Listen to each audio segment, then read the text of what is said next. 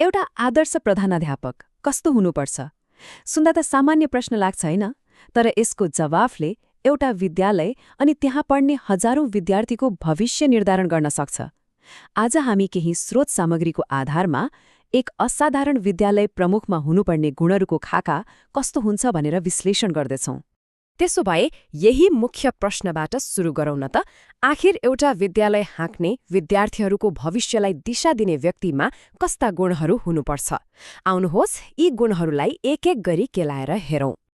ल, यो सबै गुणहरूलाई सजिलोसँग बुझ्नको लागि हामीले यसलाई 4वटा मुख्य पिलर मतलब स्तम्भहरूमा बाँडेका छौं।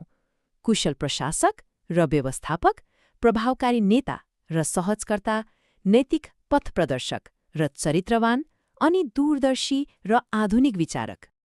ल, सुरु गरौँ हाम्रो पहिलो पिलर, कुशल प्रशासक र व्यवस्थापकबाट। किनभने कुनै पनि सफल संस्थाको जग भनेकै यही हो, विद्यालयलाई दिनहुँ कसरी सहज र सही तरिकाले चलाइन्छ भन्ने कुरा। अब हेर्नुहोस्, यी कुशल प्रशासकमा के चाहियो त? सबैभन्दा पहिले त कर्तव्यनिष्ठ हुनै पर्यो, एकदमै अनुशासित, समयको मूल्य बुझ्ने अनि नियम कानून र सामाजिक मर्यादाको पालना गर्ने। यति मात्र होइन, विद्यालयमा आउने शैक्षिक समस्याहरूलाई समाधान गर्ने क्षमता पनि उत्तिकै महत्त्वपूर्ण हुन्छ। यी सबै मिलेर मात्रै स्कुलको दैनिकी राम्रोसँग चल्छ। अब यो कर्तव्यनिष्ठ भन्ने शब्दलाई अलिकति गहिरेर हेरौँ न। यो भनेको खालि आफ्नो ड्युटी पूरा गर्नु मात्रै होइन, यो त संस्थाप्रति एउटा गहिरो लगाव हो, एउटा प्रतिबद्धता हो, जसले गर्दा स्कुलको हरेक काम सही र नैतिक ढङ्गले अघि बढ्छ। तर स्कुललाई राम्रोसँग चलाउनु मात्रै काफी छ त? पक्कै छैन। यो त केवल सुरुवात हो। खास प्रभाव पार्नका लागि व्यवस्थापनभन्दा एक कदम माथि उठेर नेतृत्वको भूमिकामा आउनुपर्छ। र यसैले हामीलाई दोस्रो पिलरमा ल्याइपुर्याउँछ प्रभावकारी नेता र सहजकर्ता। अब हामी कुरा गर्नेछौँ मानिसहरूलाई कसरी प्रेरणा दिने, कसरी उनीहरूलाई डोर्याउने भन्ने सिपको बारेमा। एक असल नेताले आफ्नो टिमलाई कसरी उत्प्रेरित गर्छ होला? हो, उसँग नेतृत्व गर्ने क्षमता हुनुपर्यो, बोल्ने कला पनि त्यस्तै प्रभावशाली, अनि काउन्सलिङ पावर मतलब शिक्षक र विद्यार्थीलाई समस्या पर्दा सही सल्लाह दिन सक्ने खुबी। र यी सबैभन्दा महत्त्वपूर्ण, आफ्नो विषयवस्तुमा गहिरो ज्ञान। जब ज्ञान हुन्छ तब व्यक्तित्व आफै प्रभावकारी बन्छ र सबैले विश्वास गर्छन्। यो भनाइले प्रभावकारी व्यक्तित्वको अर्थलाई कति राम्रोसँग खुलाएको छ हेर्नुहोस् त।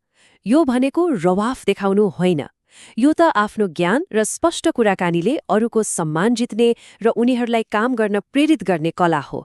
यसले नै विश्वास जन्माउँछ। अब सिप र प्रभाव त भयो, तर त्यसलाई सही दिशा केले दिन्छ? हो, त्यो हो नैतिकता।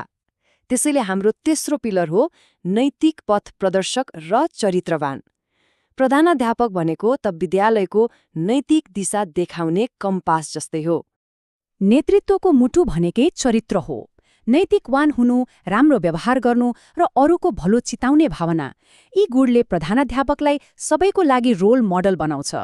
विद्यालयलाई मनैदेखि माया गर्ने अनि कर्मयोगी जस्तै लगनशील भएर काम गर्ने व्यक्ति नै सबैको लागि प्रेरणाको स्रोत बन्न सक्छ। यो कर्मयोगी शब्द साँच्चै शक्तिशाली छ।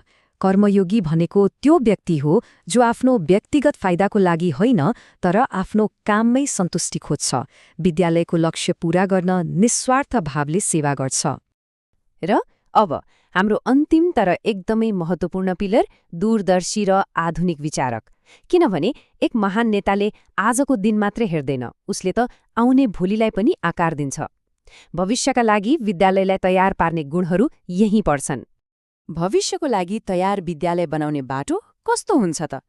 पहिलो कदम प्रविधिको ज्ञान, दोस्रो सृजनात्मक क्षमता मतलब नयाँ नयाँ तरिकाले सोच्ने खुबी, तेस्रो बाल मनोविज्ञान बुझ्नु ताकि विद्यार्थीलाई केन्द्रमा राख्न सकियोस्, र चौथो यी सबै कुरालाई एउटा ठूलो उद्देश्यले बाँधेर अगाडि बढ्नु। त्यसो भए हामीले के देख्यौँ त? प्रशासक, नेता, पथप्रदर्शक र दूरदर्शी, यी 4वटा भूमिका छुट्टा छुट्टै होइनन्।